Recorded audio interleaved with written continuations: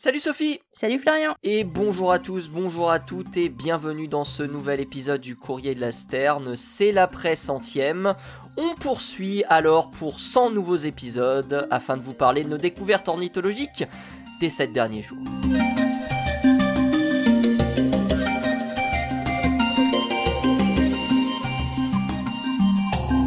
Comment ça va Sophie? Bah ça va bien, et toi du coup?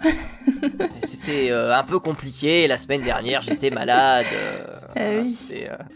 C'était un petit peu délicat, mais on s'en remet Tout va progressivement, C'est bien. et aujourd'hui on parle d'oiseaux disparus, enfin plutôt d'oiseaux disparus, non, on espère qu'ils vont pas disparaître, La mais mauvaise en nouvelle tout cas du d'oiseaux générique. qui se portent mal, exactement, comme d'habitude. Et toi tu vas nous parler d'un oiseau qu'on n'a pas évoqué dans le Courrier de la Sterne encore, mais en même temps il y a 11 000 espèces. Il y a tellement d'espèces d'oiseaux, non, faut pas compter là-dessus. Mais on va parler d'un faucon, et d'un faucon que vous connaissez peut-être, qui s'appelle le faucon sacre. Voilà, donc oui, c'est son nom effectivement. Alors je sais qu'il y en a qui vont peut-être dire sacré, mais ça s'appelle le faucon sacre. Voilà, est-ce que tu dis confiance. ça parce que j'ai dit que ça s'appelait faucon sacré? Eh ben t'es pas le seul à m'avoir posé la question, figure-toi. Ok, mais écoute, on va découvrir un petit peu cet oiseau-là. Mais avant ça, rétro piou piou. Alors moi j'ai pas grand-chose de très intéressant à évoquer dans cette semaine, mais je vais parler de xanthisme. Ouh. Sophie, est-ce que tu sais ce que c'est que le xanthisme? Je te pose la question. Tu dois connaître évidemment cette réponse. Là non, je t'avoue que non pour une fois. Ah ouais? Non. D'accord. Vas-y. Ah, en gros, c'est quand un oiseau prend une couleur jaune un peu inhabituelle. Voilà. Et y a Birds Caribbean qui a sorti un petit article, une petite review des observations qui avaient été réalisées dans les Caraïbes lors du mois de janvier. Et il s'avère qu'ils ont documenté le tout premier taudier de Cuba atteint de xanthisme ou de xanthocroïsme. Voilà. Alors malheureusement on n'en sait pas plus. Il y a un article qui doit bientôt sortir, mais voilà. C'est moi personnellement je ne savais pas que ça existait. D'accord. Cette petite particularité, peut-être chez les pics flamboyants d'Amérique du Nord, où on a des oiseaux qui peuvent avoir un plumage un peu plus rouge ou un peu plus jaune, mais je ne sais pas si ce sont des phénomènes de xanthisme. Voilà. D'accord. Bon, bah après... Je pensais que tu connaissais pour le coup. Bah alors je connaissais pas le terme. Effectivement, je connais les phénomènes de changement de coloration généralement chez les oiseaux, mais alors le terme, je t'avoue que je l'avais jamais utilisé. Donc voilà, tu vois. Ouais, c'est le même terme en anglais, hein, c'est le xanthocroism ou xanthism. D'accord. Bon bah oui. Peut-être. Là pour le coup. Mais c'est bien, on apprend des choses tous les jours, tu vois. Courrier de la Sterne. C'est le but. C'est le but. Votre rendez-vous éducatif. Ouais, grosse éducation quand même pour apprendre des trucs aussi perchés des fois, mais... Ah bah c'est des oiseaux, c'est normal. Pardon. Ah, bien joué. Désolée. Allez, on va relancer cette rétro. Qu'est-ce que toi tu as découvert de ton côté Alors moi j'avais envie de commencer par une bonne nouvelle, parce que tu vois, t'as parti sur une mauvaise nouvelle d'oiseaux qui disparaissent et tout. Moi j'étais partie sur une bonne nouvelle, pour une fois, avec la conure à gros bec. Alors, si vous la connaissez pas, c'est normal parce que ça vit plus au Mexique qu'en Europe, donc voilà, tout va bien. Donc la conure à gros bec, on l'a considérée comme en danger critique d'extinction, parce que évidemment, suite à la destruction de son habitat, trafic illégal, récupération des œufs et des poussins dans les nids, etc. Vous connaissez la musique. L'oiseau est presque disparu, et il y a eu des tentatives de réintroduction dans les années 80 et 90, des massifs montagneux notamment dans lesquels elle habitait avant, et ces tentatives de réintroduction ont réussi, et en l'occurrence voilà, et donc on a en plus maintenant de nouveaux projets de réintroduction de ce perroquet qui vont cette fois-ci être mis en place du côté des États-Unis, parce qu'on l'a retrouvé plus qu'au Mexique dernièrement, et notamment en Arizona, au Nouveau-Mexique, des endroits où elle était originalement aussi, mais dont elle avait complètement disparu. Voilà. Bah moi je vais poursuivre dans les bonnes nouvelles et ce sera ma dernière petite news avec le projet du barrage de Siarzewo. On est en Pologne, c'est un projet qui a on va dire 7 ans d'existence, c'est un projet qui a été mis sur la table depuis 7 ans. Eh bien ce projet a été annulé, les autorités polonaises ont décidé d'annuler ce projet qui était constitutif d'un grand ensemble de voies navigables qui s'appelle le projet E40. C'est un projet d'infrastructure qui visait à créer une sorte de connexion de voies navigables entre la mer Baltique et la mer Noire avec l'ajout justement de barrages, 13 à 15 barrages au total, ce qui est absolument gigantesque. Et le plus important de ces barrages, le Siarzewo, menaçait énormément certaines espèces d'oiseaux, notamment la sterne kojek, et ainsi BirdLife Pologne avait estimé que la population de cet oiseau uniquement par l'installation de ce barrage pouvait tout simplement descendre à 100%, c'est-à-dire que l'intégralité de la sterne kojek aurait pu disparaître à cause de ce projet de barrage. Eh bien, projet de barrage, il n'y aura pas puisque celui-ci a été tout simplement annulé. Et on sait pourquoi il a été annulé, juste à cause de l'oiseau, il y a eu d'autres... Non, il y a plein de phénomènes qui se sont confrontés. Ça a impacté aussi énormément de sites Natura 2000.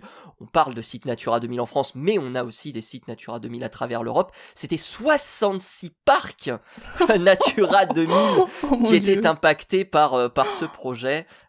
Pour information. Voilà.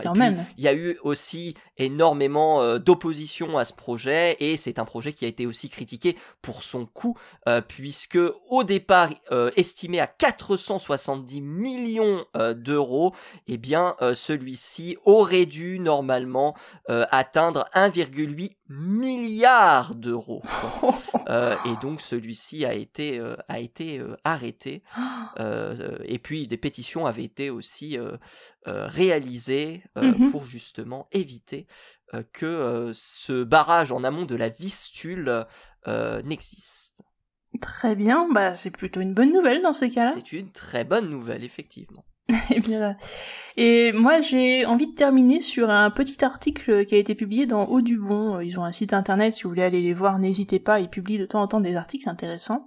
En l'occurrence, celui-là date du 30 janvier dernier, donc 2025, et dans cet article, ils expliquent qu'une étude publiée récemment par des chercheurs donc du centre Audubon ont montré qu'en fait, on avait un petit problème au niveau des connaissances écologiques sur les oiseaux, et ce petit problème s'appelle « on ne connaît que les mâles et les femelles, on les a pas étudiés ».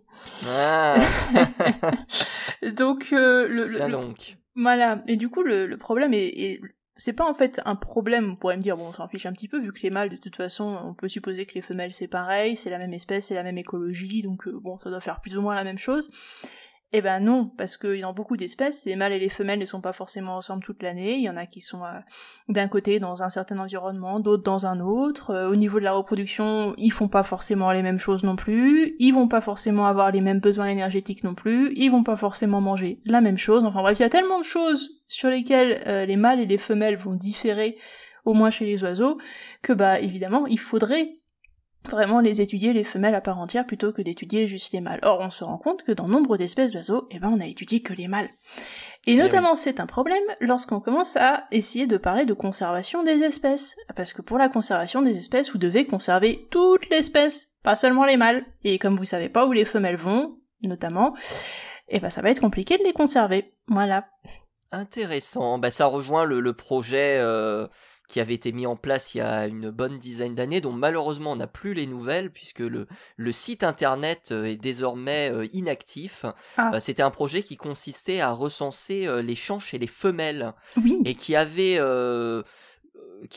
permis d'identifier, je crois, plus de 1000 espèces et 1000 chants chez des espèces parfois très proches de nous. Je pense à la fauvette à tête noire, par exemple, qui était une de ces espèces, rouge-queue à front blanc, si mes souvenirs sont bons aussi. Et on estime que ce serait environ 60% des espèces d'oiseaux qui ont des femelles qui chantent également parmi les passereaux, ce qui est quand même gigantesque, ça représente un petit peu plus de 3000 individus si on veut arrondir à la louche, ce qui est énorme. Et il y a pas mal d'études effectivement qui tournent autour de ça, et il y avait un autre papier que j'avais peut-être lu l'année dernière, je sais plus si c'est l'année dernière ou en 2023, qui parlait justement du fait que parce que c'était des hommes qui menaient les études sur les oiseaux, on avait beaucoup plus tendance à étudier les mâles oiseaux que les femelles. Voilà. Et ça, c'était aussi un autre biais scientifique et un autre biais des études.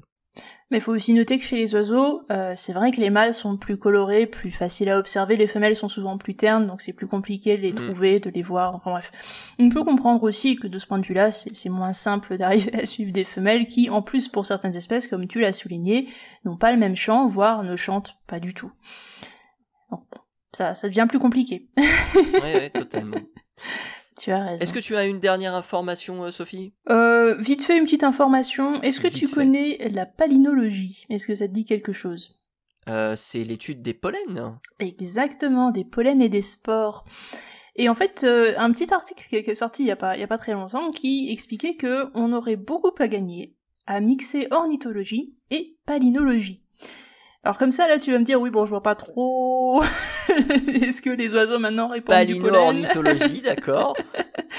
Mais si, voilà. Pour justement les transferts de pollen par certaines espèces, je suppose. Notamment. Mais pense aussi au niveau de la migration. Le pollen, c'est un des trucs qui va résister notamment au transit intestinal et qui va se retrouver dans les fientes des oiseaux après. Donc imagine maintenant que tu as un oiseau qui va migrer, il va peut-être se nourrir dans un certain endroit où il va respirer peut-être des spores, et ces spores ou ce pollen vont se retrouver déplacés de l'endroit où il était au début jusqu'à l'endroit où il va migrer ensuite. Et comme ça tu peux arriver à suivre en fait des patterns de migration chez certaines espèces que tu n'aurais pas forcément suivis, parce qu'on est d'accord que poser un récepteur GPS sur chacun de tes oiseaux, c'est pas forcément quelque chose de faisable, rien que financièrement parlant. Mais surtout financièrement parlant. Voilà, donc ça c'est une nouvelle méthode en fait, qui est beaucoup moins intrusive aussi pour les oiseaux, vu qu'on observe que les fientes par exemple, pour arriver à comprendre les patterns de migration.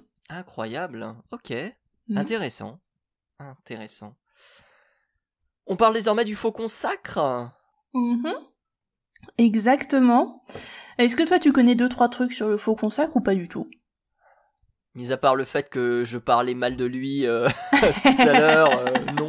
Déjà pour le nom c'est foutu, mais je crois qu'il est africain, si je dis pas de bêtises. T'es pas loin, plus du Moyen-Orient. Moyen-Orient. Non, je sais rien du tout de cet oiseau. Ah, c'est pas grave, écoute, c'est pas grave.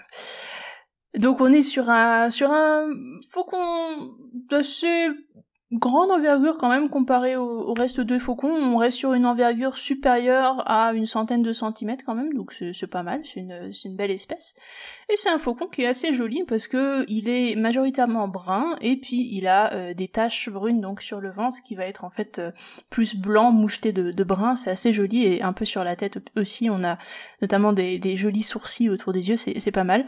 Donc c'est une espèce qui est assez mignonne à regarder, déjà moi je la trouve très jolie. Okay. Et puis c'est une espèce qui, alors tu vas me dire ça vient du Moyen-Orient, oui, mais pas que, parce qu'en fait l'aire de l'espèce, l'aire de répartition de l'espèce est quand même assez étendue, tellement étendue que parfois elle se retrouve jusqu'à chez nous, jusqu'en France. Ah oui, effectivement, je vois ça. Alors c'est rare. De mon côté. Mais ça arrive. On les trouve notamment en Italie, ça remonte jusque-là, et puis sinon on va aller de l'Arabie jusqu'à l'Éthiopie, enfin bref on va aller dans ces zones-là, et on couvre aussi une partie du continent asiatique, vu qu'on va les retrouver notamment en Mongolie et dans ces endroits-là. Alors c'est un animal qui est... bon c'est un chasseur, hein, tous les faucons jusque-là ça va, et c'est un animal qui est très très très utilisé en fauconnerie, et notamment au Moyen-Orient. J'imagine que vous avez déjà vu des vidéos sur internet avec des gens qui faisaient voler leurs faucons dans le désert. Alors généralement les oiseaux qui sont utilisés dans ces cas-là sont des faucons sacres, parce que c'est l'animal, le faucon de prédilection au Moyen-Orient. C'est un animal qu'on utilise tellement que d'ailleurs on va généralement le piquer dans des nids pour aller ensuite l'élever à la main. Et on a des problèmes de conservation à cause de ça, parce qu'évidemment, il est très très recherché. Et les meilleurs faucons peuvent se vendre à des sommes folles, faraminales. Ah bah, la première chose que tu tapes quand tu tapes faucon sacre sur Google, c'est faucon sacre prix qui vient en premier. Donc, Voilà. Et nous avons même, d'ailleurs, si tu le savais pas, il y a des hôpitaux qui ont été construits spécialement pour les faucons. Mais oui. Dans le Moyen-Orient. Voilà. Au Moyen-Orient et en Inde aussi, il y avait un truc, il y avait quelque chose comme ça. On en avait parlé, je crois, peut-être avec Victor même dans un des tout premiers épisodes du Courrier de la Sterne. C'est possible parce que je m'en souviens pas moi, ça doit faire un moment. Mais du coup, oui, il y a des hôpitaux complets qui n'accueillent pas des humains, ils accueillent que des faucons et la plupart de leurs pensionnaires au Moyen-Orient sont des faucons sacres. C'est pour vous dire l'importance de la chose avec évidemment une médecine à la pointe de ce qu'on a aujourd'hui. Donc c'est vraiment un oiseau qui est très très très prisé là-bas et très utilisé. Pourquoi est-ce que je vous parle du faucon sacre aujourd'hui? Eh ben déjà parce que avec le changement de climat qui se passe dernièrement, dont vous avez certainement entendu parler, on a de plus en plus des oiseaux qui viennent se poser chez nous et qui, au début, on pensait qu'ils passaient juste, mais il semblerait que certains commencent même à nicher par chez nous. Et alors c'est assez curieux parce que d'habitude normalement il faisait que passer, mais finalement maintenant l'aire de répartition commence à se modifier un petit peu. Et lorsque l'aire de répartition d'un animal se modifie, généralement son alimentation va se modifier avec, parce qu'il faut bien qu'il s'adapte à des conditions qui sont différentes et à des espèces qui vont être différentes sur place, parce qu'il va pas retrouver les mêmes. Et alors est-ce que tu sais ce que ça mange le faucon sacre à la base? C'est beaucoup de questions aujourd'hui. Non mais on est parti dans l'interactif aujourd'hui, tu vois. C'est vrai. Ça doit manger dans le désert. Qu'est-ce que ça peut manger? Ah, excellente question. Tiens, je pense que t'es parti sur la bonne. Peut-être des serpents. Ouais, je sais pas si Moyen-Orient est bien connu pour les serpents et autres, mais après l'aire de répartition est quand même énorme. Après, je pense qu'on est sur du rongeur, on doit être sur peut-être sur de l'oiseau occasionnellement, peut-être sur du lézard, régime habituel d'un rapace, je pense, sans trop dire de bêtises. Oui, non, t'es parti dans le bon sens, Mais en l'occurrence, le faucon sacre en fait a un régime alimentaire très très particulier, du moins dans ses zones originelles, j'ai envie de dire. Il est principalement concentré sur des petits mammifères, en l'occurrence les spermophiles. Est-ce que tu connais les spermophiles? Ce sont... Oui. Voilà, donc ce sont des choses qui sont des écureuils terrestres, on appelle ça en français, il me semble, qui sont très très très courants normalement, notamment dans le désert, et voire même avec des espèces de spermophiles, parce que c'est une grande famille évidemment, avec plusieurs espèces de partout, des espèces de spermophiles qui sont réparties un petit peu sur toute l'aire de répartition justement du faucon sacre. Normalement ça fait à peu près 50% de son alimentation quand même originellement, ce qui est quand même pas mal. Et le reste de son alimentation va être aussi de la grande gerbille, enfin bref, ce genre de choses qu'il va trouver. Okay. Après, effectivement, comme tu l'as dit, il y a un petit peu d'oiseaux, il y a même parfois des insectes. Il peut capturer notamment des gros insectes, que ce soit... J'y pensais vu la taille, mais... Et oui, exactement. Et puis des petits oiseaux, que ce soit de les tourneaux, ce genre de choses. En fait, ce qui va se passer dernièrement, et notamment à cause du réchauffement climatique, les spermophiles, ils sont plus en aussi bon état qu'avant, et les populations commencent à se raréfier, notamment dans le désert. Et de plus en plus, l'oiseau, en fait, pour arriver à trouver sa nourriture, il va être obligé de migrer.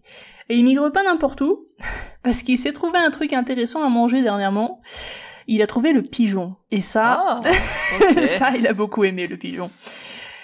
Et tant et si bien que maintenant, le pigeon bisé, pour être plus spécifique, le pigeon bisé commence à devenir plus de 50% de son alimentation dans certaines zones de répartition de ce faucon, du faucon sacre. Ok. Et donc on a un changement complet en fait d'alimentation de cet animal dû au réchauffement climatique en l'occurrence et à cette migration qu'il est obligé de faire petit à petit et la raison pour laquelle on le voit de plus en plus sous nos latitudes à présent. Donc je trouvais ça intéressant en fait. On a petit à petit un changement d'alimentation de cette espèce dû au réchauffement climatique et une adaptation assez rapide finalement de cet animal parce que c'est quelque chose en fait qui s'est fait très rapidement on a commencé à faire des observations sur le faucon sacre dans les années 1970-1980. Et à cette période-là, il mangeait pas encore de pigeons. Il y en avait pas vraiment dans son alimentation. Et il y a que depuis une vingtaine d'années que vraiment il a commencé à changer d'alimentation et à s'adapter aux pigeons bisés. Et il est fort probable que vu qu'il s'est adapté si bien aux pigeons bisés, on le retrouve assez rapidement, finalement, dans nos villes, à venir choper du pigeon. Ce qui serait peut-être pas forcément une mauvaise chose, parce qu'après tout, pourquoi pas. Mais en tout cas, voilà. Donc on a une adaptation très très rapide de cette espèce à un changement climatique, en changeant d'alimentation. Et donc on est sur une espèce qui est capable de s'adapter, qui a un changement d'alimentation très rapide, ce qui n'était pas forcément ce qu'on aurait prédit, vu qu'il avait quand même une alimentation assez spécifique, avec les spermophiles, des gerbilles, enfin bref, c'était plus du mammifère que de l'oiseau à la base. Ok. Donc, super voilà. intéressant. Quand tu parles de le voir dans nos régions, est-ce qu'on a des lieux justement où il a été observé récemment ? Alors oui. Alors en janvier 2025 a été observé un faucon sacre près de Sainte-Foy-d'Aigrefeuille en Haute-Garonne par exemple. Donc on est plus sur le sud évidemment de la France, on va pas être... si vous allez le chercher du côté de l'île, ça va certainement pas se trouver. Mais vous allez pouvoir le trouver notamment dans des endroits qui va être plus des milieux ouverts, voire même des forêts, mais pas trop denses. C'est vraiment des endroits où on a une bonne vue de loin. C'est plus comme il vient un peu du désert et des grandes plaines, on est sur un oiseau qui aime bien avoir des milieux ouverts quand même. Donc voilà. Okay. Et on commence à avoir de plus en plus de couples en Europe même, avec plus de 700 couples maintenant qui sont en Europe actuellement, donc ça commence à être pas mal. On a dans la documentation quand est-ce qu'il est arrivé en Europe ? En nicheur, je parle. En France ou en Europe ? En Europe, en France aussi on a aussi, mais... on a commencé justement dans les années 70 à le voir arriver petit à petit en Europe. Après on a des observations, peut-être qu'on a des observations plus anciennes, mais dans ce cas-là je ne les ai pas. Mais déjà dans les années 70 on a commencé à voir quelques oiseaux qui arrivaient en Europe. Avant ça je n'ai pas trouvé d'autres observations. Okay. Mais après on a commencé à avoir, notamment dans les années 2010, on a commencé à avoir pas mal d'individus qui arrivaient à hiverner en Sicile notamment. On avait jusqu'à une quarantaine. On n'avait pas une quarantaine d'individus. Je crois qu'ils avaient récupéré une quarantaine de pelotes. Et notamment, il y avait 2 individus dans les années 2010 en Sicile, donc du côté de l'Italie. Hein. Okay. En Tchéquie, on commence à en avoir pas mal aussi. En Europe, voyons voir. La Slovaquie, on commence à en avoir un paquet. Et oui, non, on n'a pas énormément, j'ai pas énormément de chiffres pour l'instant, malheureusement. Pour le moment, en France, c'est surtout des individus qui passent comme ça. On ne sait pas s'ils nichent en France, on ne pense pas qu'ils nichent en France pour l'instant, mais ils commencent à arriver juste, il est possible qu'ils viennent hiverner, voire même, on pense que ce sont des jeunes qui sont de passage, notamment il y a des individus qui sont assez jeunes qui arrivent, reconnaissables aux plumes de vol qui sont généralement un peu plus grandes que celles des adultes plus anciens. Bon, j'imagine, on en a parlé précédemment, ce genre de comportement c'est important pour que les jeunes établissent leur territoire. Mais on ne sait pas encore s'ils nichent véritablement en France. À mon avis, pas encore pour l'instant, ils sont juste de passage. Mais il est possible que dans les prochaines années, ça arrive. Donc, préparez-vous à l'arrivée du faucon sacre. Et du coup, dernière question, est-ce qu'il se porte bien quand même au Moyen-Orient, ce faucon ? Comme je te l'avais dit, on a quelques petits problèmes de conservation, parce que comme c'est l'animal emblématique du coin, c'est vraiment, avoir un faucon là-bas, c'est une preuve c'est un art, de ton statut social, en quelque sorte. Oh. Oui, c'est un art aussi, mais c'est surtout ton statut social. Si t'as un faucon, c'est quand même, et surtout s'il est de bonne qualité, comme ils disent, c'est quand même important. Donc, il est un petit peu trafiqué dans tous les coins, malheureusement, donc on a des petits problèmes au niveau du nombre dans ces zones-là. Après, il y a d'autres endroits où on a une augmentation des individus, dans les endroits où évidemment il est pas trop récupéré dans les nids. Là, oui, ça peut s'améliore un petit peu, mais sinon, bon, comme d'habitude, c'est la conservation des espèces, il faut je pense que tant qu'on n'aura pas mis le holà à ce genre de pratique, malheureusement, ça ne s'améliorera pas. Cela dit, on a beaucoup d'élevages maintenant de faucons sacres qui commencent à se développer. On en a aussi en France d'ailleurs, si ça vous intéresse. Je connais des fauconniers qui en élèvent. Et qui d'ailleurs les vendent au Moyen-Orient. C'est amusant, on les élève en France pour aller les vendre là-bas. Pourquoi pas, après tout, si ça marche, ça évitera qu'on les prélève dans la nature. Effectivement. Mais je suis assez surpris parce que je pensais que c'était le faucon pèlerin, qui était vraiment l'oiseau le plus... Non, le faucon sacre, c'est vraiment emblématique de là-bas, et c'est vraiment le faucon qui est utilisé. Après, oui, c'est vrai qu'ils utilisent aussi des faucons pèlerins, mais c'est pas le faucon de prédilection.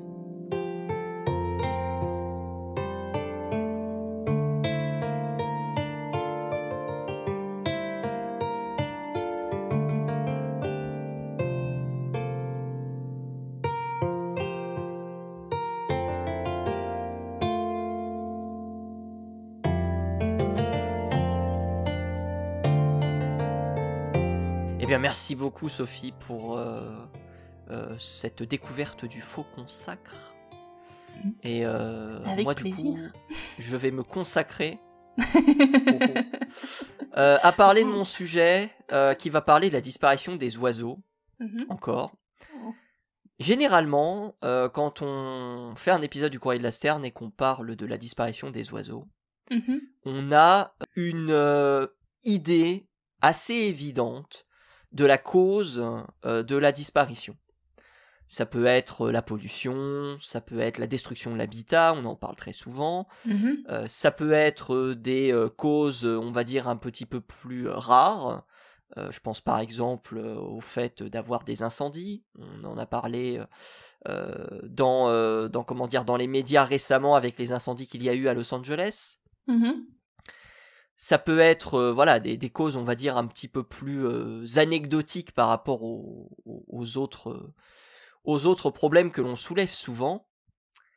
Et puis, on se dit surtout que dans les endroits où on ne touche à rien, les oiseaux ne disparaissent pas. Ça paraît logique. Si on dégrade un habitat, les oiseaux disparaissent. Si l'habitat en lui-même n'est pas fractionné, s'il n'est pas gêné par la main de l'homme, il n'y a pas spécialement de raison pour que les oiseaux disparaissent. Sophie, tu rigoles beaucoup, je pense que tu vois où je veux en venir. Oui.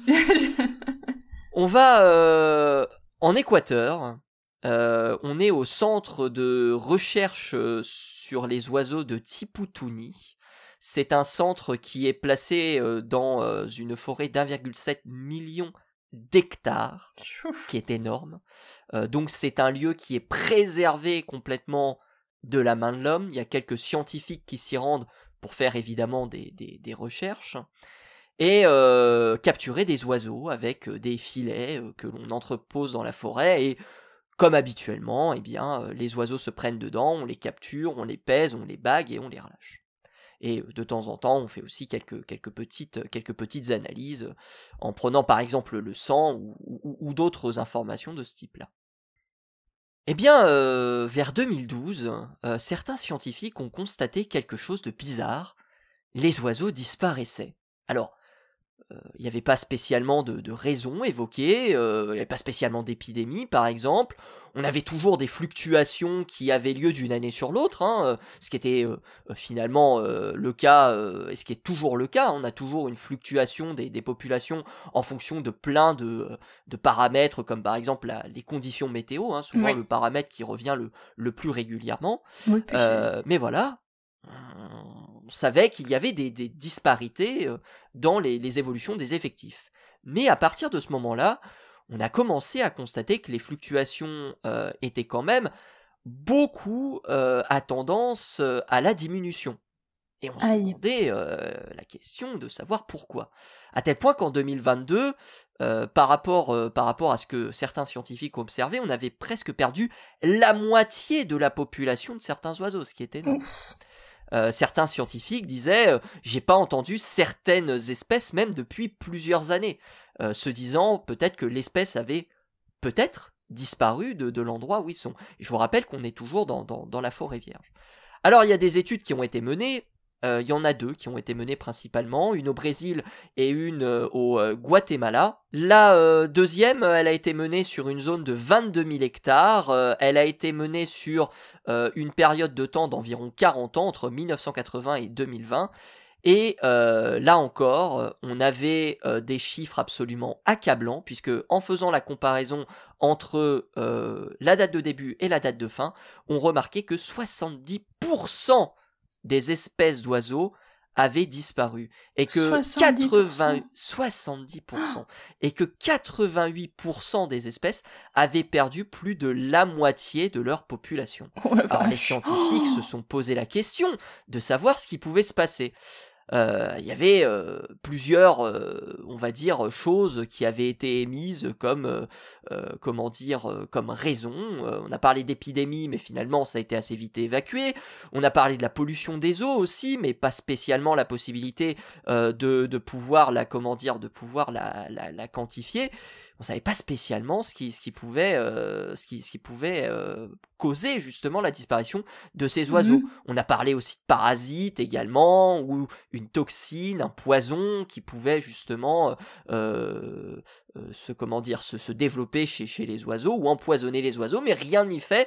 On n'a pas trouvé la raison.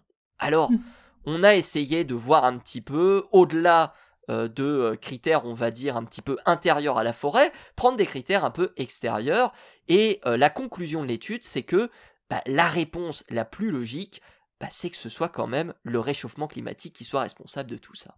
10 ans plus tard, une étude sort, on est en 2025, donc cette étude est sortie fin janvier dernier.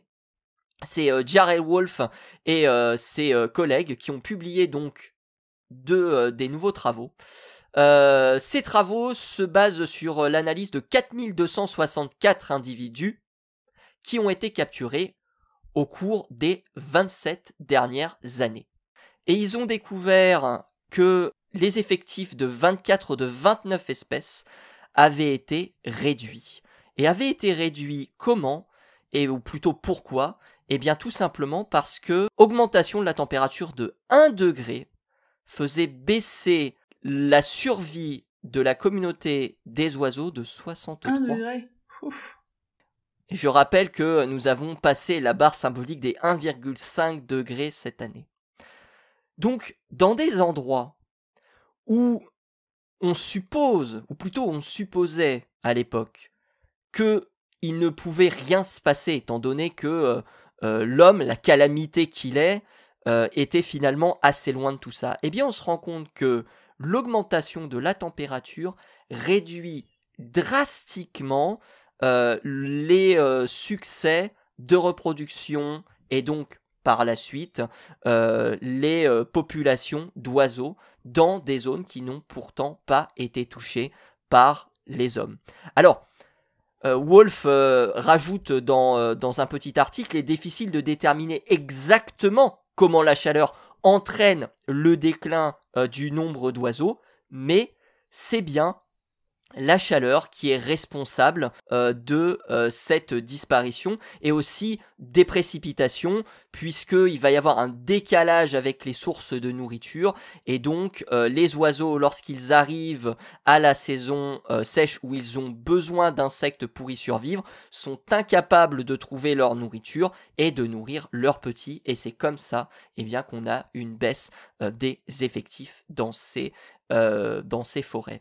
Donc, pour vous montrer que on parle très très souvent de causes classiques de la disparition des oiseaux, mais même dans les zones les plus sacralisées, on a aussi la disparition de ces espèces. C'est une étude que vous aurez dans la description, et c'est une étude qui est en open access si vous voulez aller les lire, et je vous mettrai aussi les liens des 2 autres études qui sont mentionnées et qui parlent aussi de la disparition de ces oiseaux, sans pour autant, puisque ces études sont antérieures à 2025, comprendre pourquoi ces oiseaux disparaissaient à l'époque. Bon, c'est pas une nouvelle très joyeuse, ça. Ouais. Ah non, clairement pas. c'est pas du tout une nouvelle très joyeuse. Et d'ailleurs, l'article de The Guardian, dans lequel j'ai retrouvé justement les différentes études et par lequel je me suis introduit au sujet, termine là-dessus, justement en disant que c'était... c'est presque... c'est dramatique, quoi. C'est dramatique de voir justement que... Quand on voit tout ça, et surtout qu'on ne peut rien faire, c'est assez spectaculaire comme chiffre et assez spectaculaire comme résultat, d'études. Tu viens de le dire, on ne peut rien faire, nous, à notre niveau, c'est-à-dire que c'est pas une cause physique, comme on pourrait dire, c'est la pollution, par exemple, donc on va dépolluer le coin, et normalement, ça devrait refonctionner. Ou bien, c'est parce qu'on a construit une nouvelle route, alors il va falloir essayer de trouver des moyens de faire des passerelles, il y a des moyens derrière, physiques, concrets, pour faire des choses dans ces cas-là, pour faire des actions pour réussir à préserver l'espèce. Là, il y a rien. Là, il y a rien du tout, absolument. Il y a rien du tout. Et alors, il y a quand même des espèces qui s'adaptent. Dans l'une des études, je crois que c'est celle de 2020, il y a 2 espèces qui sont en augmentation, qui profitent de ces conditions. Il y a l'Ariane aimable, qui est une espèce de petit colibri, très joli nom, et le Tamatia de Lafresnaye, qui est un espèce de... J'allais dire de barbican, c'est mignon, les barbicans. C'est très sympa. Après, comment dire, je crois pas que ce soit de la même famille, et c'est pas forcément très parlant pour les auditeurs et les auditrices qui ne connaissent pas ces oiseaux. Mais voilà, ce sont des oiseaux tropicaux assez caractéristiques, assez proches d'ailleurs qui font partie de la famille des pisciformes, donc des pics apparentés, si jamais, pour attacher un petit peu à des oiseaux un peu plus connus. Est-ce qu'il a une houppette aussi? Non, pas du tout. Non, celui-ci, il a pas du tout de. Moi, je suis déçue. De houppette. Il a de belles, il a de belles plumes, de beaux. J'arrive plus à me souvenir du nom de ces plumes qu'il y a près du bec. Les vibrisses, voilà. Il a de très belles vibrisses. Il ressemble un peu à un martin pêcheur quand même. Plutôt un martin chasseur dans son aspect. D'accord. Mais pas du tout rapport avec l'oiseau qui lui vit en Australie pour le coup, en tout cas en Océanie. Donc voilà, je voulais vous parler de cette étude qui va faire date, je l'espère, parce que c'est quand même une étude qui est importante, une étude importante qui montre surtout que la nécessité aujourd'hui, elle est quand même de réduire cette fameuse température planétaire, et que le réchauffement climatique ne nous préserve absolument pas de la disparition de certaines espèces, et pour cause, comme on l'a vu dans des endroits aussi sanctuarisés, on a des disparitions aussi importantes qui se jouent actuellement. Voilà, 63% de la réduction des individus pour seulement 1 degré d'augmentation lors de la saison sèche. J'ai pas précisé, lors de la saison sèche. Et c'est sur ce beau coup que nous allons nous quitter, Sophie. Drôle de façon de terminer cet épisode, mais bon, malheureusement, des fois, on n'a pas trop le choix. Merci beaucoup, Sophie, d'avoir été présente. Où est-ce qu'on te retrouve? Eh bien, les réseaux sociaux habituels, Twitter, je m'habituerai jamais à dire X, c'est pas possible. Twitter, @leplumeux, Instagram, idem, et la chaîne YouTube Entracte Science. Et tu reprends Twitch aussi, peut-être? On avait refait un petit épisode pendant les vacances, là, mais il faut que je m'y remette. J'ai eu beaucoup de choses là, ces derniers temps, ça a été un peu compliqué la reprise après les grandes vacances, mais on va y arriver.